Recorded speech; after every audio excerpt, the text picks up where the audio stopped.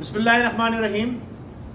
अस्सलाम वालेकुम वरहमतुल्लाहि वबरकातुहू। नाज़रीन, मैं आपका मेज़बान अहमद सत्तर कुरैशी और आपके अपने पसंदीदा प्रोग्राम जिसका उन्वान होता है आपके सामने लेके हाजिर खिदमत हूँ। नाज़रीन, आज जो हम बातें करने चले हैं वो पाकिस्तान की हिस्ट्री में लिखे जाने वाले उस तारीख़ी दौर से होंगी कि जो आज से शुरू होने जा रहा है।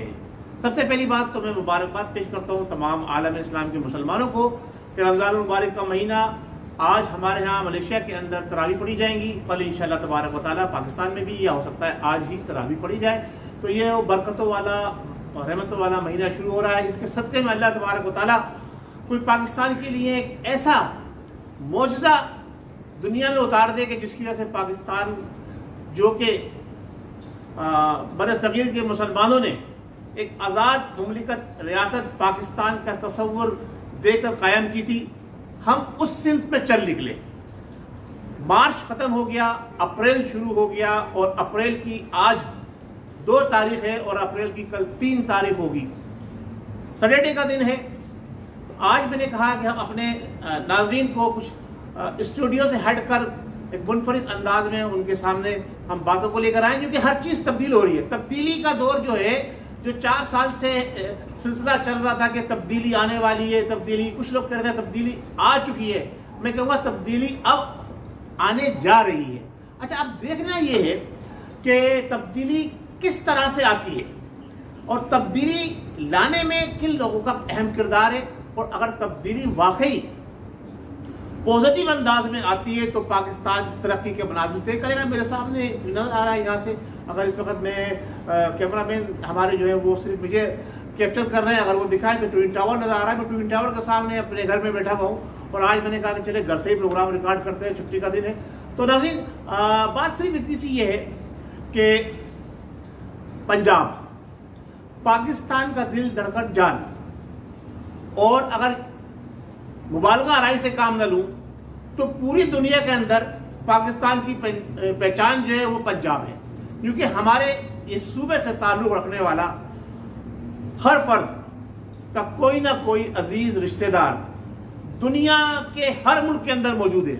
ऐसी ऐसी जगहों पर मौजूद है कि जहां लोग जाने का तसव्वुर नहीं कर सकते। वो रोजगार की तलाश के अंदर, कारोबार की तलाश के अंदर वहां जाते हैं और पाकिस्तान की शनाख्त भी बनते हैं, पाकिस्तान की पहचान भी बनते हैं। तो अब हमने ये देखना ये है कि उस पंजाब से तब्दीली का सिलसिला शुरू हो रहा है। देखिए, माजी में जितनी भी तब्दीलियां हुई ना वो सूबा सिंध से होती रही।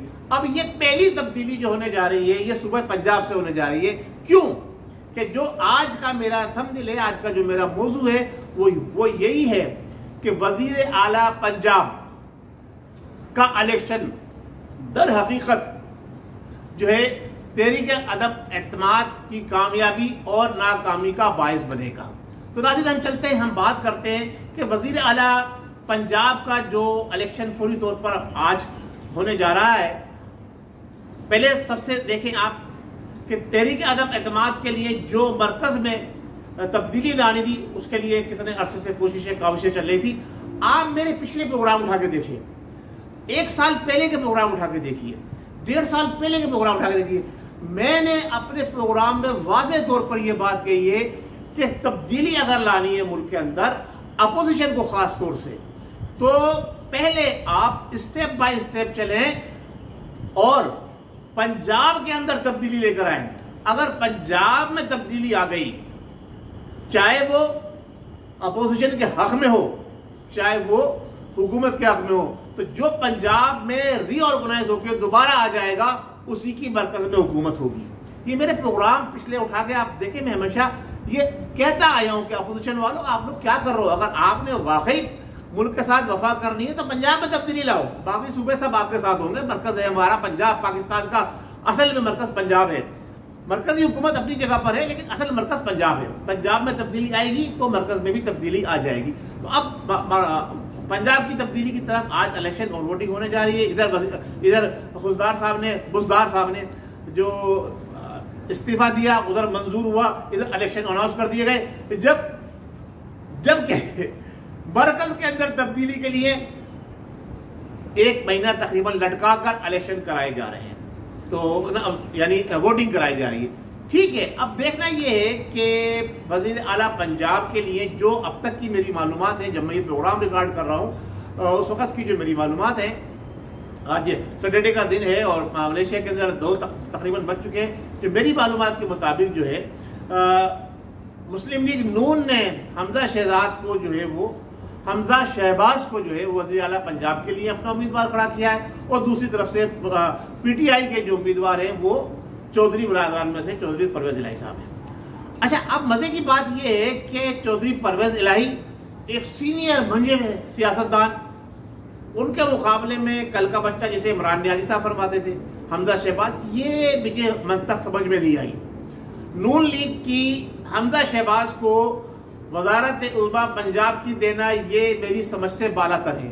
یہ سیاسی کھیل کا، میرے حساب سے یہ سیاسی کھیل کا یہ ڈرا بیک ہے، یہ سب سے گرا ہوا جسے کہتے ہیں نا فیصلہ، جو اپوزیشن کا مجھے نظر آیا جتنے بھی فیصلے کیے اس کے اندر سارے فیصلے میرے حساب سے تو بیکار تھے، لیکن ان کے حساب سے بہت اچھے تھے۔ ہم پاکستان کی ترقی، خوشحالی، پاکستانی کامیابی، پاکستان کی سربلندی چاہتے ہیں، اس کے اندر ایک ایسے شخص کو جو متنازع بھی ہو، جو ضمانت پر بھی ہو، اور جس میں اپنی ہی پارٹی کے اندر جس کے لیے بہت سارے لوگ جو ہے کوئی اچھا گمان نہیں رکھتے، ایسے شخص کو آپ ایسے زیرک سیاستدان کے سامنے جو ہے الیکشن لڑوانے کے لیے کھڑا کر دیں، تو میری سمجھ سے بالا تر یہ بات، یہ کوئی کسی نے مشورہ دیا ہے یا صرف یہ سوچ ہے کہ جو بھی کوئی ہو، چاہے پنجاب میں ہو چاہے مرکز میں ہو، وہ میرے خاندان سے ہو، شریف خاندان سے ہو، تو یہ بات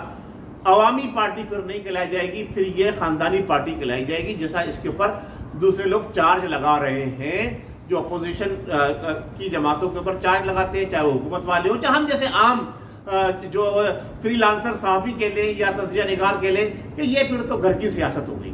اچھا، اب دیکھنا یہ ہے کہ اگر یہ گھر کی سیاست کامیاب اور کامران ہو جاتی ہے تو یقیناً مرکز کے اندر جو عدم اعتماد کی تحریک جس پہ پاور شو کر چکے ہیں۔ اچھا، ایک اور بات بتا دوں، میں نے اب سے 5 دن پہلے نہیں بلکہ 1 ہفتے سے زیادہ پہلے میں نے یہ بات کہی تھی کہ اپوزیشن کے پاس 177 ارکان کی عددی گنتی موجود ہے، اور آپ وہ دیکھ لیجئے گا، میرا پروگرام اٹھا کے دیکھ لیجئے، میرے تمنیل پہ باقاعدہ لکھا ہوا ہے کہ ایک اپوزیشن کے پاس 177 ارکان کی گنتی پوری ہو چکی ہے۔ یہ 1 ہفتے سے زیادہ پہلے کا میرا پروگرام ہے، اس میں آپ دیکھ لیجئے، اور میں نے بتا دیا تھا اس وقت بھی کہ اتنے ارکان کے ساتھ اپوزیشن جو ہے وہ تحریک عدم اعتماد کو کامیاب کرانے میں کامیاب ہو جائے گی۔ لیکن اس کے بعد جو ٹوسٹ آیا، اچھا اس ٹوسٹ کیا آیا، 27 مارچ کو جو نیازی صاحب نے ایک بھونڈا مذاق کیا، قوم کے ساتھ ایک پرچہ نکال کے دکھایا، اور اس کی حقیقت کیا ہے وہ تو اب ہمارے لا اینڈ آرڈر ایجنسی ادارے بتائیں گے، لیکن جو عمران نیازی صاحب اس پرچے کی آڑ میں گیم کھیل گئے، اپنے یوتیوں کو بیوقوف بنانے میں کامیاب ہو گئے ہیں، اور عوام کو بھی کافی حد تک بیوقوف بنانے میں کامیاب ہو گئے ہیں کہ جناب علی یہ ساری سازش جو ہے وہ بیرونی سازش ہے، جس کے تحت یہ تحریک عدم اعتماد پیش کی گئی، جس کی کہانی 2 سال سے چل رہی ہے، صحیح ہے۔ اور پھر 7 مارچ کو آیا ہوا لیٹر انہوں نے 27 مارچ تک یعنی 20 دن تک 21 دن تک چھپا کے اپنے پاس رکھا، اس دن انہوں نے شو کیا۔ اگر وہ اتنے ہی خوف زدہ تھے اور اتنا ہی بڑا سیکورٹی رسک تھا تو انہوں نے 20 دن تک پاکستان کو ایک سیکورٹی رسک کے اندر رکھا، یہ غداری کے مرتکب ہوتے ہیں۔ اچھا، ایک تو یہ اس کا میرے ذہن میں یہ بات آتا ہے کہ پاکستان کی سالمیت کے ساتھ انہوں نے کھلواڑ کیا، اپنے آپ کی اپنی شخصیت کو صرف پروموٹ کرنے اور اس کو سیکور کرنے کے لیے۔ دوسرے سوال یہ پیدا ہوتا ہے کہ جو یہ لا اینڈ آرڈر ادارے ہیں، ہمارے ایجنسیاں ہیں، یہ ساری یہ خط دیکھنے کے بعد یا ان سے اس چیز کو شیئر کیوں نہیں کیا ہماری حکومت نے؟ کیا ہماری حکومت کھلم کھلا اس بات کو میں اعلان کرتا ہوں کہ ہماری حکومت اپنے لا اینڈ آرڈر ایجنسیوں کے اداروں پر اعتبار نہیں کرتی، اعتماد نہیں کرتی، اسی لیے اس نے اس خط کو چھپا کے رکھا۔ اس کا مطلب یہ ہے کہ حکومت کے اندر جو حکومت کے سربراہ کو، چیف ایگزیکٹو کو جو لوگ مشورے دے رہے ہیں وہ باغی لوگ ہیں، وہ پاکستان کے قانون سے بھی بغاوت کر رہے ہیں۔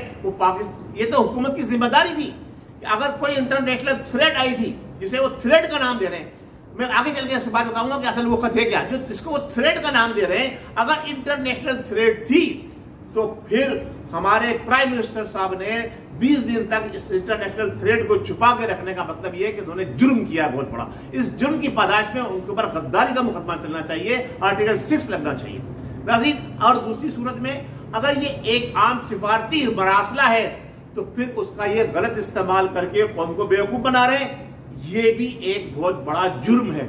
इन दोनों सूरतों में, चाहे वो थ्रेड है या एक आम सिफारती मरासला है जो कि आम रूटीन के तहत हर हफ्ते या 15 दिन में मजबूरी सूरत हाल के ऊपर बताया जाता है, और खुद हुकूमत कहती है कि जनाब अली अपने सिफारतकारों से, जिम्मेदारों से क्या आप बताएं कि इंटरनेशनल सिचुएशन क्या जा रही है, पाकिस्तान की क्या पोजीशन है, क्या हालात है, तो फिर वो सिफारतकारों की और बैरूनी सिफारतकारों की जिम्मेदारी होती है कि वो लिख के देते हैं कि जी अगर आपने मजीद इकदाम इस तरह के उठाए तो पाकिस्तान इन मुश्किलात में गिर सकता है, अगर आपने ये स्टेप लिया तो पाकिस्तान इन मुश्किलात में गिर सकता है, और आपने ये स्टेप लिया तो पाकिस्तान इन मुश्किलात में गिर सकता है। अगर ये सारी चीजें उसमें लिखी गई हैं और इसको इमरान नियाज़ी साहब अपने लिए एक आजादी का रास्ता बना रहे हैं, तो इसका मतलब ये है कि ये फिर सिफारती आदाब की खिलाफवर्जी कर रहे हैं। यहां पर भी उनके ऊपर गद्दारी का मुकदमा बन सकता है। नाज़रीन, ये है सारा इस खत का निचोड़। अब आ जाते हैं, हम बात करते हैं कि जनाब अली गुलजार साहब चले गए, अब परवेज इलाही साहब जिनको तहरीक इंसाफ और खास तौर से इमरान नियाज़ी साहब बारहा ये बात कह चुके हैं, मुख्तलिफ जगहों पर रिकॉर्ड पर मौजूद है ये सारी बातें कि जनाब अली पंजाब के सबसे बड़े डाकू, पंजाब के सबसे बड़े डाकू को आप वजीर आला पंजाब बनाने जा रहे हैं, तो क्या ये आपके लिए सही है? क्या ये पाकिस्तान की आवाम के लिए सही है? एक तरफ आप ये कहते हैं कि जनाब मैं किसी का डिक्टेशन नहीं लूंगा, दूसरी तरफ जब आप खुद वादा करके आते हैं, मलेशिया में समिट कॉन्फ्रेंस होती है, मलेशिया, तुर्की, पाकिस्तान की, तो आप एक शहजादे का हुक्म मानते हुए वहां जाने से इनकार कर देते हैं। दूसरी तरफ आप ये कहते हैं जनाब अली के आसिया मलूना को हमने छुड़वाया, हमने भाग भिजवाया, गुस्ताखे रसूल जो कहलाती है आसिया मलूना, और जब उसके खिलाफ लोग मैदान अमल में निकलकर आपसे मुतालबा करते हैं कि आप फ्रांस के सफीर को बुलाएं, फ्रांस को से आप ताल्लुकात मुनक़ता करने की बात करें, तो आप ये कहते हैं कि जनाब अली हम इस बात के मुताबिक नहीं हो सकते, हमारी हुकूमत फ्रांस से ताल्लुकात मुनक़ता नहीं कर सकती। एक तरफ एक इशू जो आक़ाए दो आलम सैयदुल मुरसलीन खातमुन नबीयीन मोहम्मद मुस्तफ़ा सल्लल्लाहु तआला अलैहि वसल्लम की अज़मत की बात होती है, उनके तहफ़्फ़ुज़ नामूस की बात होती है, उस पे आप एक मुल्क के वजीर एक मुल्क से ताल्लुकात को मुनक़ता करने के ऊपर आप कहते हैं कि हम इसके मुताबिक नहीं है, पाकिस्तान की हुकूमत इसको बर्दाश्त नहीं कर सकती। दूसरी तरफ दुनिया की सबसे बड़ी सुपर पावर, उसको आप कहते हैं जी मैंने जवाब दे दिया एब्सोल्युटली नॉट।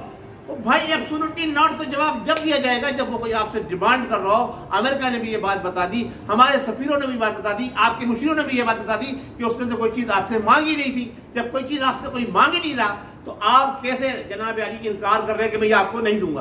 तो ये सारा गेम गोरखधंधा, जैसे मैंने कल के प्रोग्राम में कहा, परसों भी ये कहा कि ये सिर्फ कुर्सी बचाओ मुहिम है।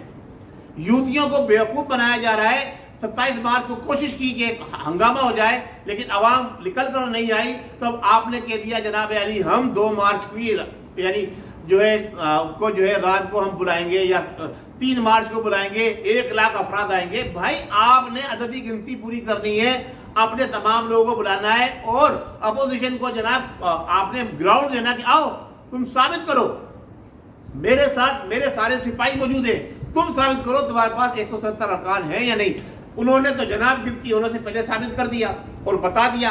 अब बारी आपकी है, आपने स्पोर्टमैन स्पिरिट जब आप क्रिकेट खेलते थे उस वक्त नहीं दिखाई, उस वक्त भी लड़ते थे, उलझते थे, और जो लोग नए खिलाड़ी क्रिकेट के मैदान में आते थे और अच्छी बॉलिंग करते थे उनको आप बाहर भेज दिया करते थे, उनको मौका फराहम नहीं करते थे खेलने का।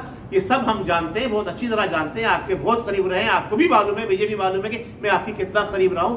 आप बात सिर्फ इतनी है कि आप अपनी कुर्सी बचाने की बात कर रहे हैं, आप पाकिस्तान की सालमियत की बात नहीं कर रहे। अगर आप पाकिस्तान की सालमियत की बात कर रहे होते तो आपने जो ये एक नया बयानिया दिया है, एक नया ड्रामा जो रचाया है कि मुझे 3 ऑप्शन दिए गए थे। अब कौन ये बताए मुझे कि नियाज़ी साहब जो चीफ एग्जीक्यूटिव ऑफ पाकिस्तान है, जो ये कहते हैं सब मेरे नीचे हैं, मुझे सलूट करो, सामने मेरे कुर्सी पर बैठ के बात करो, उनको ये 3 ऑप्शन किसने दिए थे? लामहला ان کا اشارہ، میں تو کھلم کھلا بات کرنے کا عادی ہوں، لامالا ان کا اشارہ ہمارے موجودہ عسکری سیٹ اپ کی طرف ہے کہ عسکری سیٹ اپ نے، کیونکہ اپوزیشن تو یہ ان کو کہہ نہیں سکتی، عسکری ذمہ داران کی طرف ان کا اشارہ ہے کہ عسکری ذمہ داران نے ان کو 3 آپشن دیے تھے، یا تو جناب علی آپ استعفیٰ دے دیجئے، یا آپ نئے الیکشن کرا دیجئے، یا آپ کے خلاف تحریک عدم اعتماد لائی جائے گی۔ یہ 3 آپشن دیے گئے تھے۔ آپ نے کہا کہ میں نے ان کو بھی ایبسولوٹلی ناٹ کہہ دیا۔ ایبسولوٹلی ناٹ کا جملہ آپ کو کسی نے سکھا دیا؟ آپ بچپن سے آپ 70 میں آ گئے، ابھی تک آپ کو ایبسولوٹلی ناٹ کے معنی نہیں پتا کہ کب کہا جاتا ہے، کس وقت کہا جاتا ہے، اور کیوں کہا جاتا ہے، کن حالات میں کہا جاتا ہے، اور کیوں یہ کہنا ضروری ہوتا ہے۔ اگر یہ سب کچھ آپ کو معلوم ہوتا تو آج آپ کے خلاف تحریک عدم اعتماد پیش نہیں کی جا رہی ہوتی۔ زیرک سیاستدان وہ ہوتا ہے جو تمام اپوزیشن کو اپنے ساتھ لے کے چلے، عسکری اداروں کو اپنے ساتھ لے کے چلے، اور اپنا ٹین اوور مکمل کرے۔ جس طرح سے جب صدر آصف زرداری صدر بنے تھے، زرداری صاحب جس وقت صدر بنے تھے، انہوں نے اپنی صدارت 5 سال مکمل کیے اور سب کو ساتھ لے کے چلے۔ اگر آپ پاکستان کے مستقبل کو بہتر اور سیکور بنانا چاہتے تھے تو آپ کو چاہیے تھا کہ پاکستان کے اندر جتنی بھی اپوزیشن کی جماعتیں تھیں ان کو آپ اپنے ساتھ لے کے چلتے، ان کے تعاون سے اپنی حکومت کو مضبوط تک کرتے، اور جو آپ کے مقاصد تھے پاکستان کو خوشحال پاکستان بنانا، دنیا کے اندر اس کا نام روشن کرنا، اور پاکستان کی عوام کو ایک عزت، ایک مقام، ایک مرتبہ بلند دلوانا، آپ اس وقت کامیابی حاصل کر سکتے تھے۔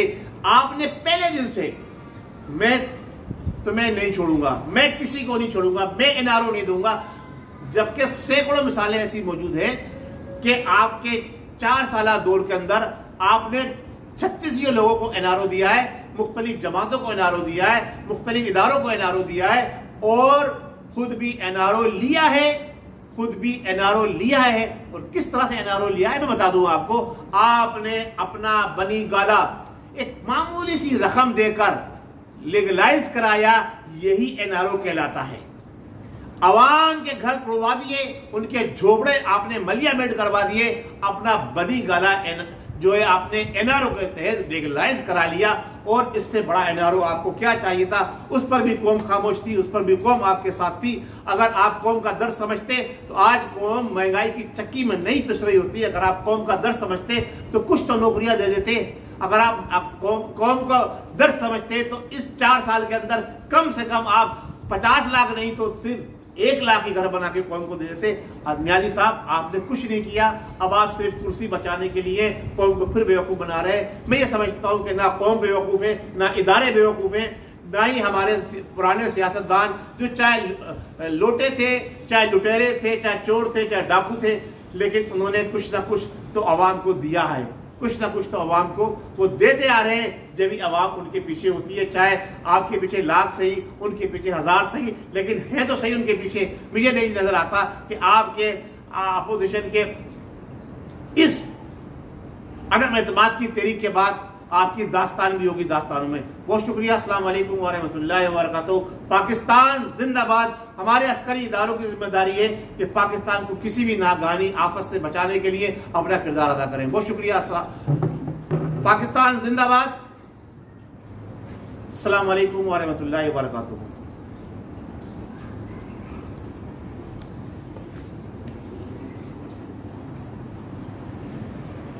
میری زندگی ہے تو